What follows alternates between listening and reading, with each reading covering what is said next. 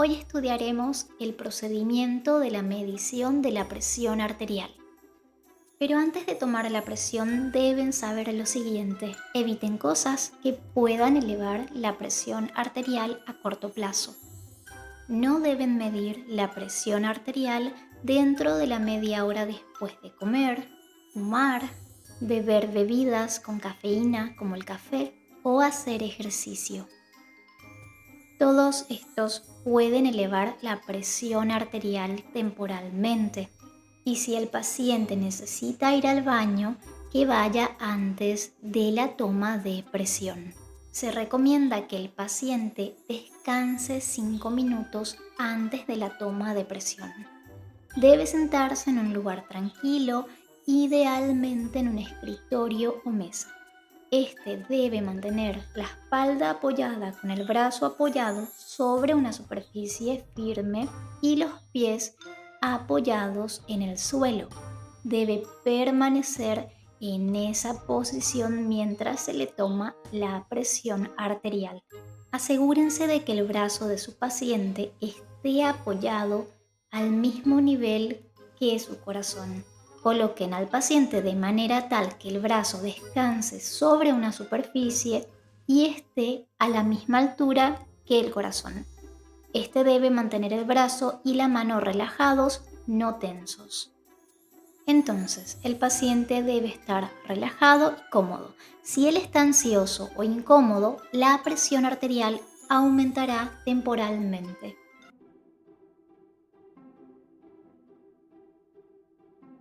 Un esfigmomanómetro aneroide es utilizado por profesionales de la salud o personas entrenadas en la técnica de la medición de la presión arterial auscultatoria para determinar la presión arterial sistólica y diastólica en las personas.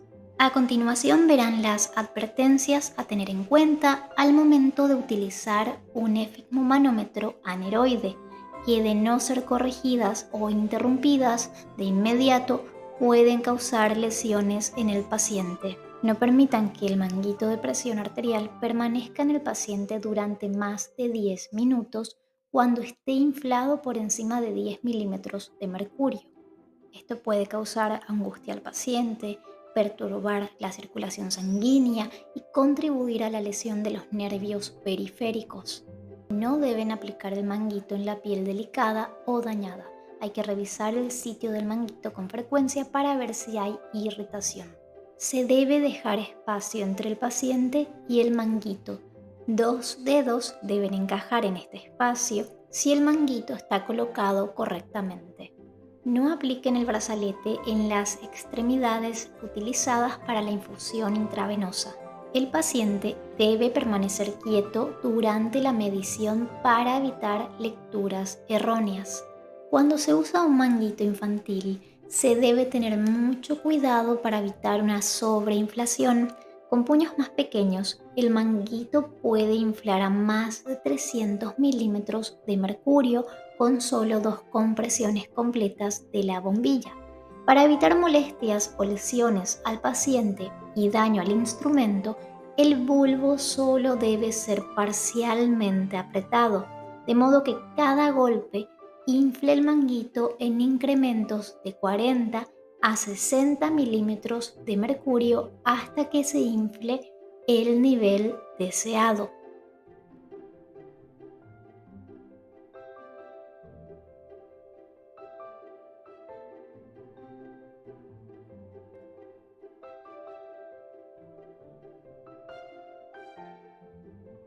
Ahora pasemos al procedimiento de la medición de la presión arterial.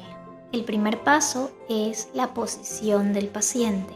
Este debe estar sentado o acostado cómodamente. El brazo debe estar totalmente apoyado sobre una superficie plana a nivel del corazón. Si la posición del brazo varía o no está nivelada con el corazón, los valores de medición obtenidos no serán consistentes con la verdadera presión arterial del paciente. Cuando está sentado, el paciente debe tener la espalda y el brazo apoyados y sus piernas no deben estar cruzadas. El paciente debe relajarse antes de la medición cómodamente durante 5 minutos y debe abstenerse de hablar o moverse durante la medición. El segundo paso es colocar el manguito. El manguito o brazalete está especialmente diseñado para promover la determinación precisa de la presión arterial. Las marcas de índice y rango garantizan el uso del tamaño correcto del manguito. La marca de la arteria indica la posición correcta del manguito. Deben colocar el brazalete sobre el brazo superior desnudo con la marca de la arteria colocada directamente sobre la arteria braquial.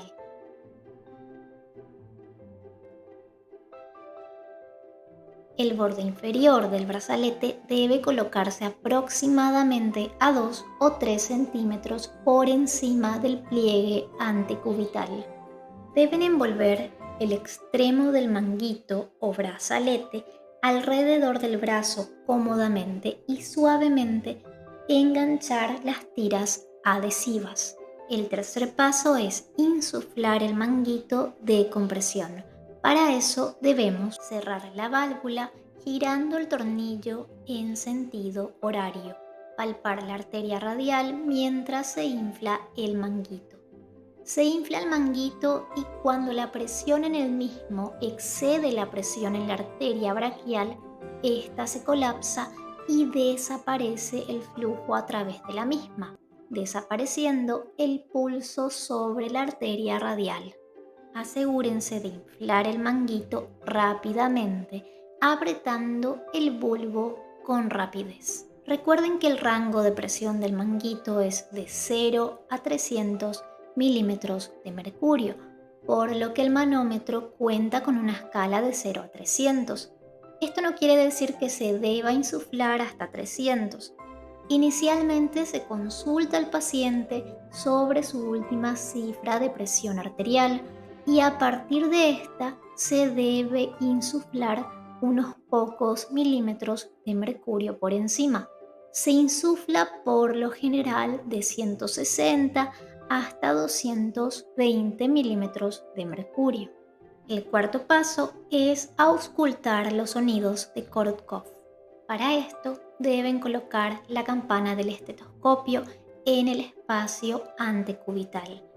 Nunca coloque la pieza debajo del brazalete, ya que esto impide una medición precisa.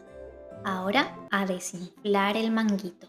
Deben abrir la válvula para desinflar el manguito gradualmente, a una velocidad de 2 a 3 milímetros de mercurio por segundo. El último paso es la medición. En este paso deben registrar la aparición de los sonidos de Korotkov, como la presión sistólica, y la desaparición de estos sonidos, que es la presión diastólica. Una vez que completen la medición, abran completamente la válvula para liberar el aire restante en el manguito y retírelo. Ahora hablemos de los ruidos que escuchamos al tomar la presión.